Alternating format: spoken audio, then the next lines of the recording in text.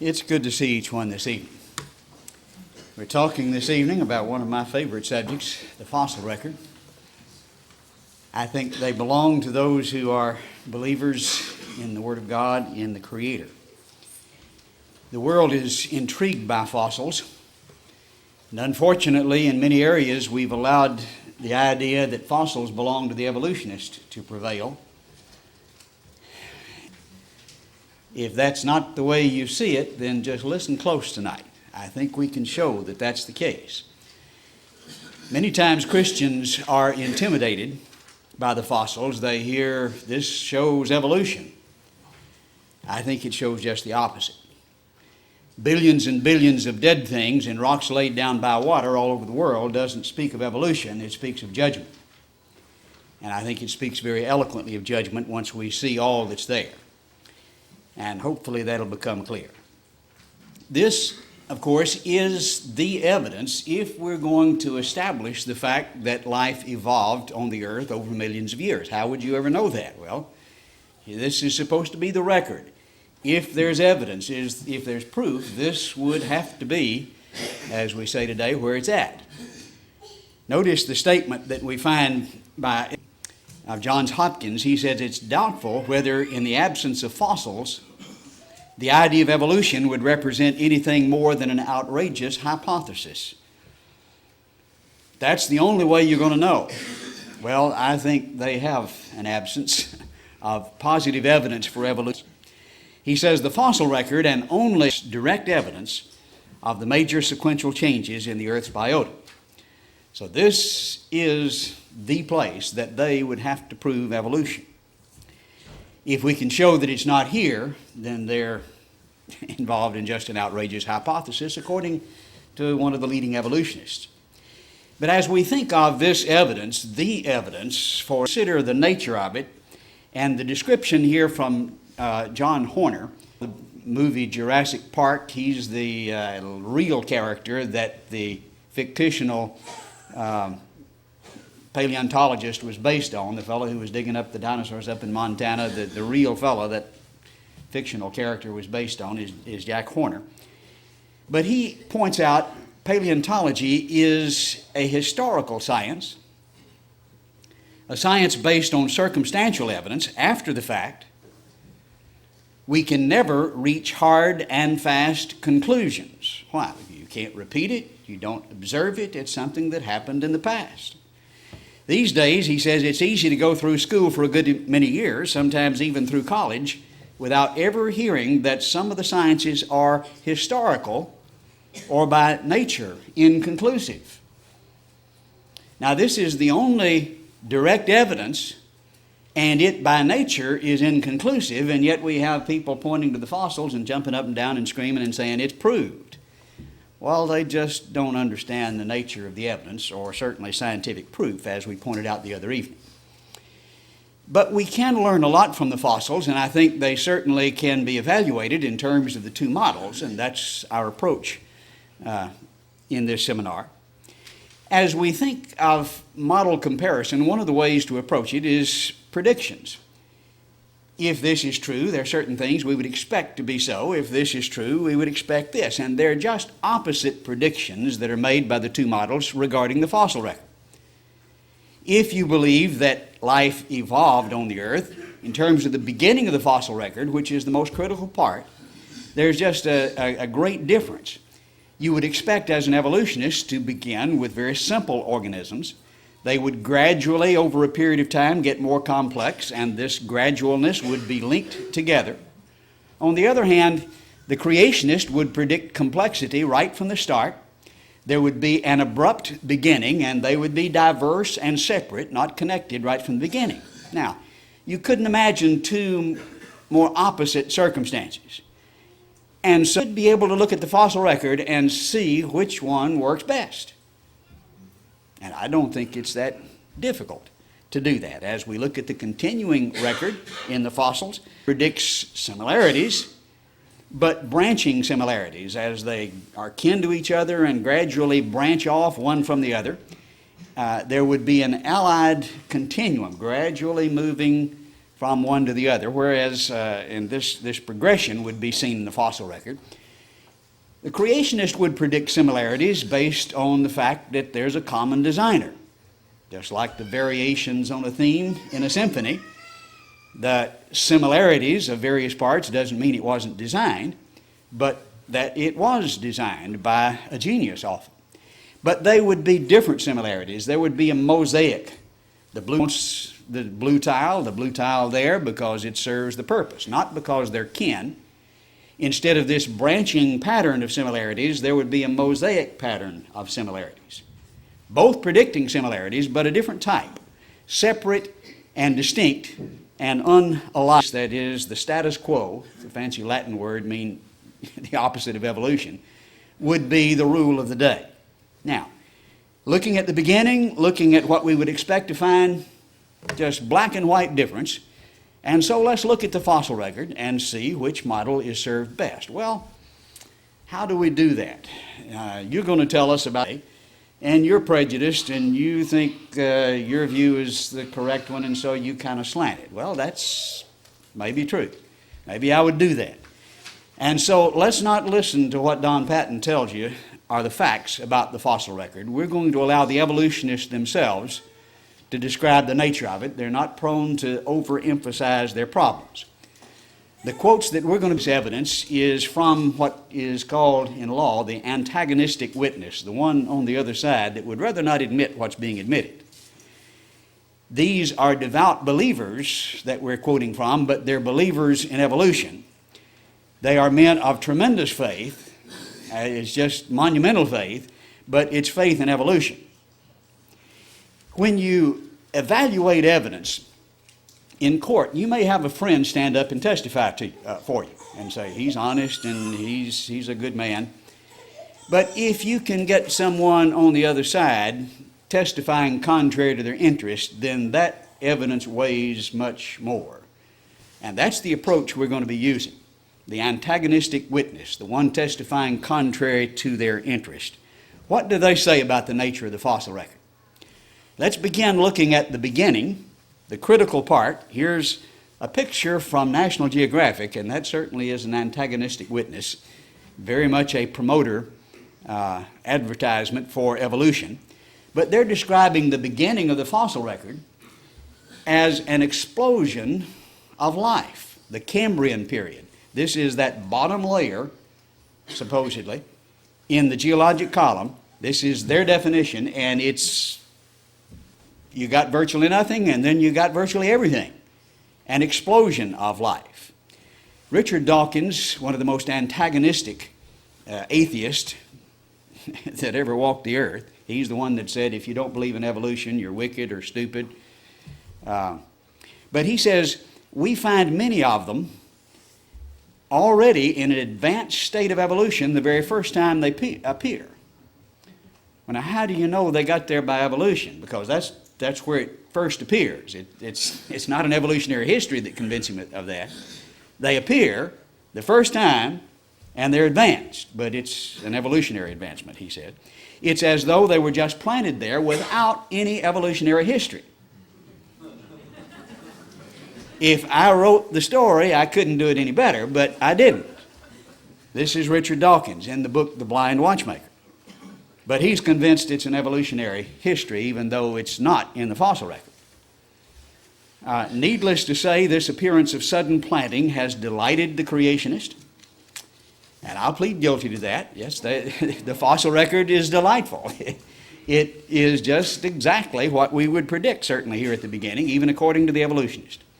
Stephen Gould, one of the best-known evolutionists in the country, recently deceased, says the Cambrian explosion occurred in a geological moment, and we have reason to think that all major anatomical designs may have made their evolutionary appearance at that. Now, it wasn't just, it was evolutionary, you got to remember that. But right at the beginning, you have an explosion, in their terms, as if they were just planted, and you got everything. All the anatomical designs, every major phylum, right at the start. Now, it's not hard to see that that is not what the evolutionist predicts. That's when it began. He says not only the phylum Chordata, that's the one that we're in, the vertebrates, but also all of its major divisions. Where? Right at the beginning of the first level. Boom. And you've got everything, including the highest order, the chordates, and all of the major divisions. Now, if I couldn't make it up where it served my purposes better, in my view. Since the so-called Cambrian explosion, no new phyla of animals have entered the fossil record. So you got them all right at the start. You haven't had any new ones since. That's the way it begins. You don't have any excuse for missing the point here. There is one model that served perfectly. The other model is just flatly contradictory. Theology of the evolutionists themselves. Let's look at the beginning of the fossil record. And from the quotes, you'll have the fuller context of what we're referring to here. We're putting two presentations together tonight, so you're getting half of two. We'll let you fill in some of these from the quotes. But here, complex suddenly right at the start that we saw a moment ago from Dawkins, and then they're advanced, just planted without an evolutionary history. We have land plants. Now, in the description of the Cambrian, we're told nothing but shallow seas anywhere, except we found fossils of land plants, 60 genera of them. We have 6 groups of vascular plants. That's the woody type trees. Doesn't sound like shallow seas everywhere, does it? All of the major anatomical designs, the chordata, all of its major divisions. We now have vertebrates from, in fact, this documentation that you have in the quotes is from 1978. It's not really that new. Vertebrates from Wyoming, Oklahoma, Washington, Nevada, Idaho, Arkansas. Vertebrates, the highest order, where? Right at the bottom of the Cambrian. And you read that in your earth science textbook, didn't you? No, but you can find it in the journals, and we have it documented in the handout. Since the Cambrian explosion, no new phyla. Now there's the summary of the beginning. Now, it does not serve, there's no question about it. Nevertheless, in the biology textbook, you kind of a representation with this amoeba at the start and the gradual development upward. That's not what you find in the fossil record, but that's what you find in the textbooks. Notice the description here by Stephen Gould, again the ardent evolutionist. The evolutionary trees that adorn our textbooks have data only at the tips and nodes of their branches. The rest is inference, however reasonable, not the evidence of the fossils, unless you turn it upside down, and then it's pretty close. Because you got that flowered branch, all of the major types right at the start, which is what you got at the top of the tree, and it has gone downhill since then. We have fewer phyla now than we had at the beginning of the Cambrian. That's a downhill process. But that's what they put in the textbooks. Now, where do they get this? How do they come up with this? Well, let's let them describe it for us. Dott and Batten wrote the textbook I was taught from in 2 different state universities, The Evolution of the Earth. How did we get this tree? We have arranged the groups in a traditional way with the simplest forms first and progressively more complex groups following. That's how you got it. They arranged it that way, not because of the fossils, in spite of the fossils.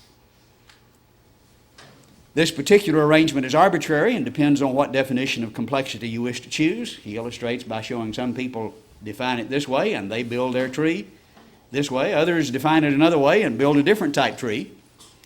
It's just what you assume to be the story, and you build a tree to look like that. But that's not science. That's more of the circular logic that we talked about the other evening. Now, when he says the arrangement is arbitrary, we want to be fair. That is not as bad as it sounds. He goes on to describe really a reason, a rationale for arbitrary, at least in terms of variations of it. He says things are alike because they're related. Here, it's not totally arbitrary. This is the assumption, not the fossils, but the assumption that things are alike because they're related. The less they're alike, further removed they are from a common ancestor. And on this basis of similarities, they build a tree. And the professor will say, Mr. Patton, don't you believe that cousins are look like each other. You see similarities between father and son, between mother and daughter and cousin. You can see that, can't you? Things are alike because they're kin. Well, I guess that's one explanation of kinship, but that's by no means the only explanation of kinship. We look at the skeletal structure of the ape and the man. Can anyone deny similarities there? We can see some dissimilarities, but you just be honest. The similarities are much more striking and just obvious, yes. Very similar in a lot of ways. That's not the issue. The issue is why are they similar? You just kind of jump over that point sometimes. I think there are alternative views. You drive down the street, you see houses that are similar, and it's because they're all cousins, right? No, they had a common designer, and so you expect similarities from common design. That's one explanation. It's not genetics, but it's common designer. And likewise, when you look at the world around you, you see similarities. But it could be explained in terms of common genetics or common designer. I think we're equal, at least at the start here, but we start looking closer and we see that there is a distinct advantage when you explain it as a common designer, because common genetics get to be a real problem when you account for the similarities we're looking at here.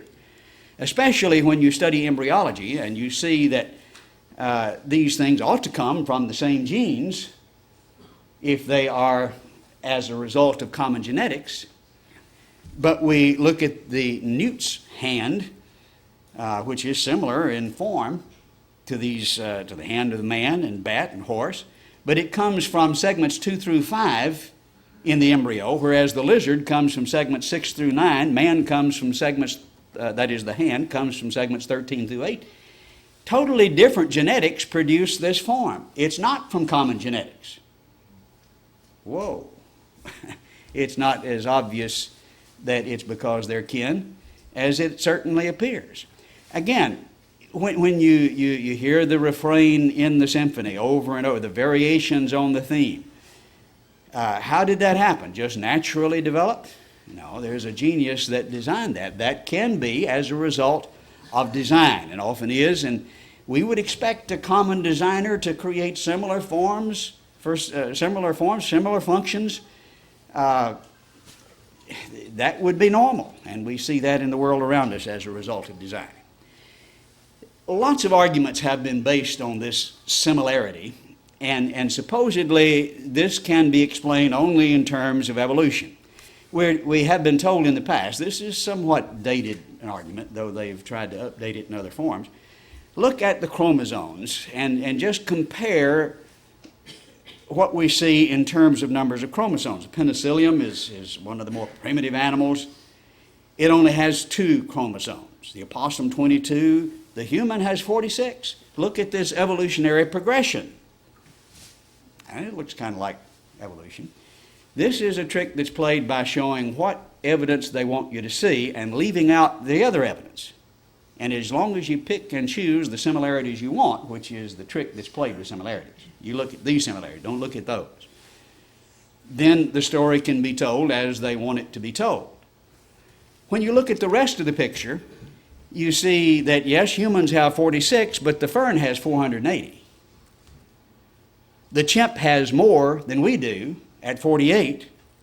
The turkey has 82. And sure enough, the penicillium has 2. But you get the whole picture, and wait, this is not quite the way they want it to come out. And so they just tell part of the story.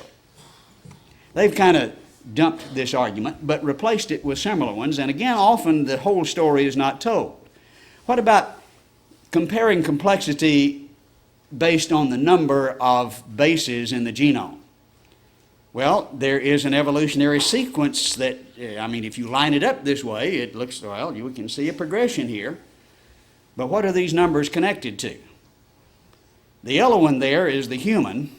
The amoeba is the one at the top. That doesn't work, does it? Almost upside down. What about the amount of DNA? and you compare the amount of DNA that the human has, and you see the Aegina, the single-cell organism, is about the same as humans. The liverwort, the moss-like plant, has 18 times as much. The salamander has 26 times as much DNA as the human. Those comparisons don't work too well, do they? One of the problems with looking at similarities, as we've suggested, is that many of them are ignored. Only certain similarities are looked at. We look at the similarities here in these two fish, and they do appear to be similar, right? I see some heads nodding, and I caught you, because they're not fish. They look like fish, don't they? Neither one of them are fish.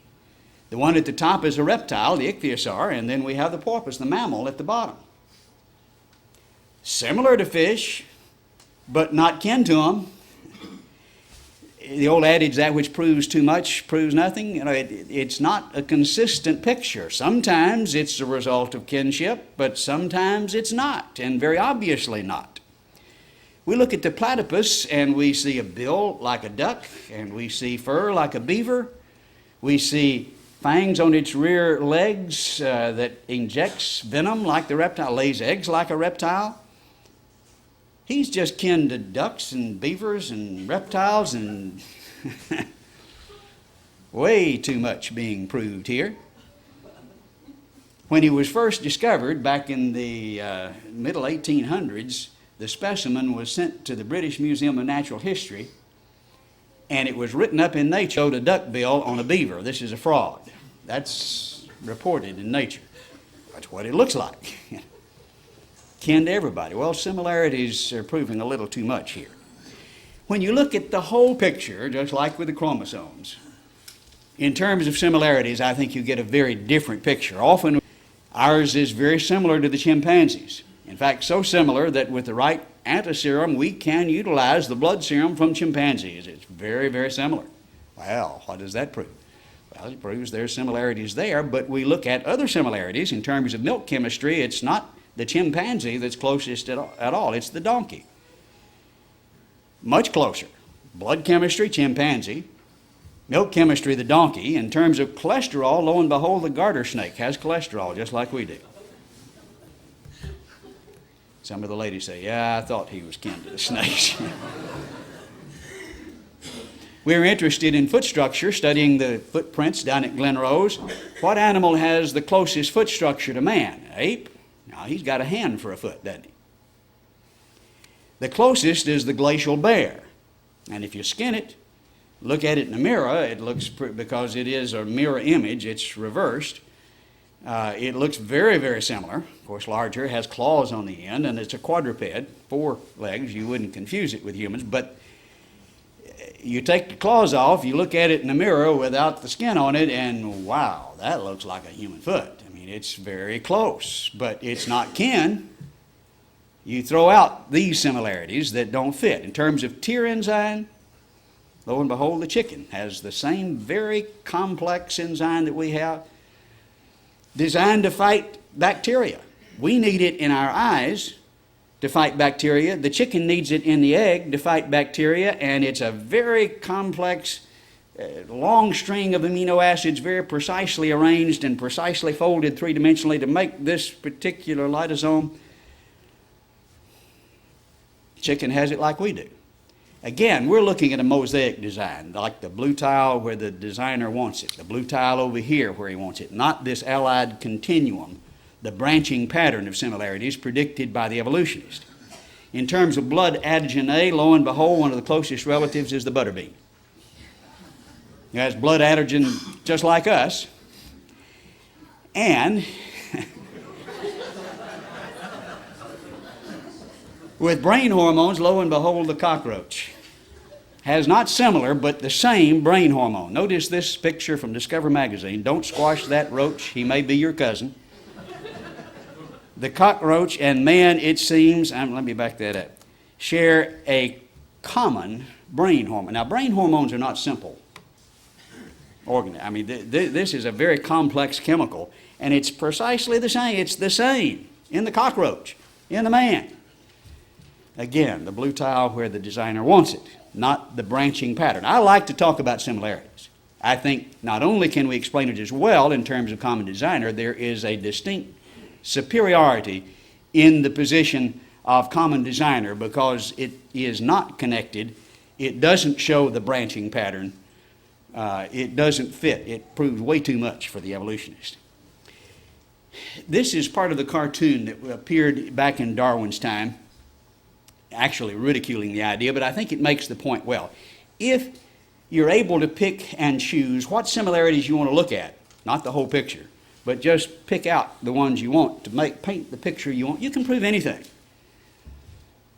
Obviously, man came from the pig.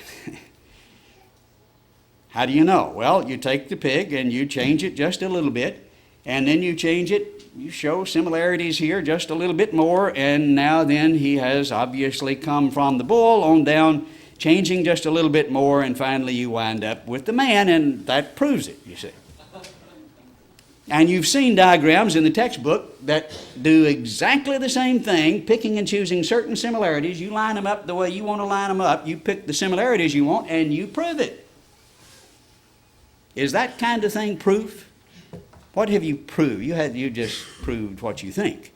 You've illustrated your thought. You haven't proved a thing. When you look at the fossil evidence, which is the evidence, the only documentary evidence for evolution, especially the critical beginning, you see an abrupt and complex and diverse separate beginning. You see all the major phyla, major divisions of biology, none new since then. The trees of life that are in the textbooks are from selected similarities, not all of them. They're not from the fossils. They're opposite of the fossils. They're not from embryology. They're not from genetics. The similarities reveal the mosaic pattern, not the branching pattern. Now, I like to talk about the fossils and about similarities. Of course, when you talk about fossils, the only way they mean something is in terms of some way to interpret them, and similarities to the way it's done. I like to talk about it. All right, let's take a break at this point and see if some of you have some questions. We need the fellow with the microphone, and we're right on. In the Cambrian or Precambrian period, does this theory of the canopy theory fit in there anywhere? The canopy theory. Genesis 1, 6, and 7 says that God separated the waters that were above the firmament from the waters that were below the firmament. Firmament is the sky where the birds fly. Waters above the firmament. Clouds, well, if it didn't rain before the flood, that'd be kind of difficult. We really don't have time to go into all the details. I think the original concepts of the canopy theory have been shown to be untenable. However, modified versions of it can be shown to be very feasible, and I think necessary to explain what we see in geology. We see universal tropicality in the fossil record. Whether you're looking at the Arctic, the Antarctic, or wherever you're looking, you see ferns, you see tropical environment, you see coral. Up in Chicago, not much coral growing up there. It's about 20 degrees either side of the equator right now. But there used to be a different environment around the world. A canopy would do that. Now, if you got a solid canopy, you may get a runaway greenhouse. Probably not what we had, but broken canopies will do that, and we can demonstrate it. And that would also help provide the waters for the source of the flood. Where do waters come from? Well, there were waters above the firmament. I think that came down. Maybe half of the water from that source, the other half from subterranean sources. It's painful just to run through that without spending more time. But that's, yes, I think there is a viable canopy model. There are many creationists who do not use that. I think they have difficulty explaining as much as we can with it. So let's just leave it at that right now. Maybe that'll be helpful to you. And if you weren't confused by that, you just weren't paying attention. Who else has a question? Yes, sir.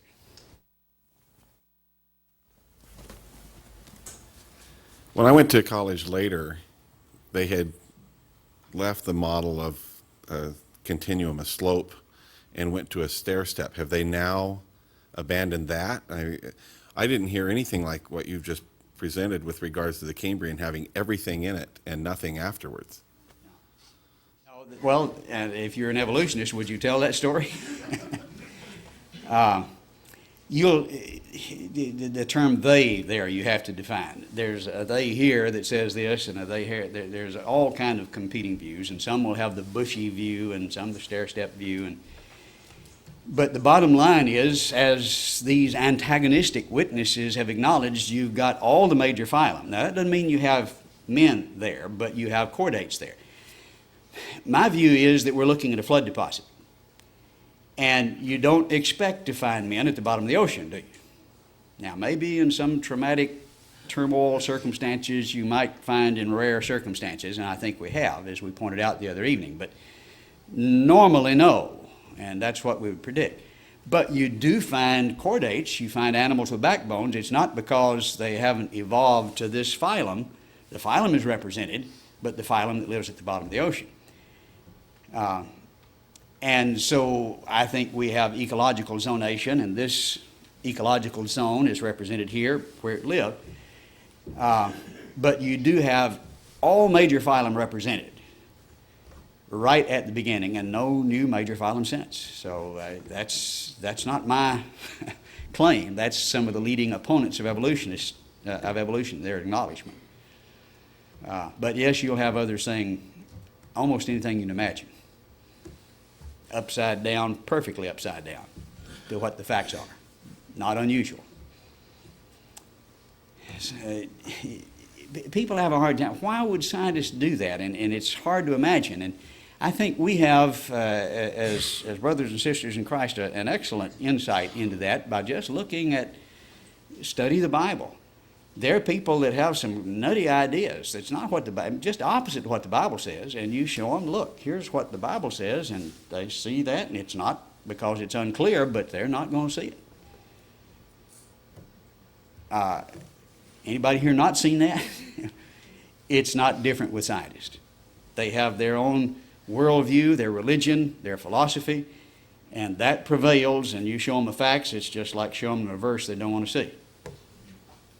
It's just water off a duck's back if they're not searching for truth above everything else. And when you have a career involved, when you have worked so many years, 10 years to get that degree, and now then you finally got your position, and if you acknowledge this fact, you're out the door.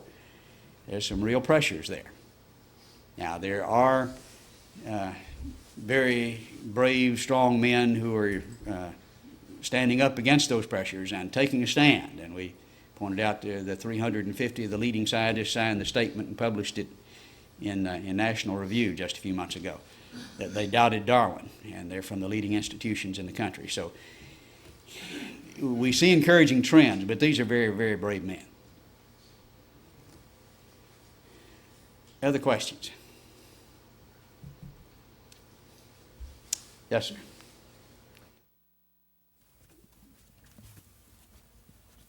I noticed you talk about that there wasn't any connections between the different species, and even at the lower level of Cambrian, they're all there and everything. But haven't the evolutionists kind of stopped looking at the fossil records because they can't find any transition fossils? I noticed you didn't really mention that. When you get the whole lecture, instead of half of it as tonight, we get to that point. And you will find some documentation in the handout. Mark Ridley of Oxford, for example, we have quoted in the handout. He says no evolutionist looks at the fossil record anymore. Whether you're a believe in punctuated equilibrium, which some have tried to use to explain the lack of links, or gradualist, either way, nobody looks at the fossil record. And my question is, why not? This is the only documentary evidence. They have certainly been looking for, well, since Darwin's day. This is where they focused their attention and made their claims. It's because they hadn't found what they wanted. It reminds me of Aesop's fable of the fox that's jumping up there after those grapes and just jumps and jumps and exhausts himself and can't get them and says, those grapes are sour anyway, I didn't want them. They've tried desperately for 150 years, they couldn't prove it, so they just walk away and say, nobody uses that anymore. I think that's not happening everywhere, but we see it happening. There are very obvious examples of that. And I think you can understand it completely. When you understand this is the only way that you could really document evolution in the past, that's very, very significant. Other questions? All right, let's take about a 5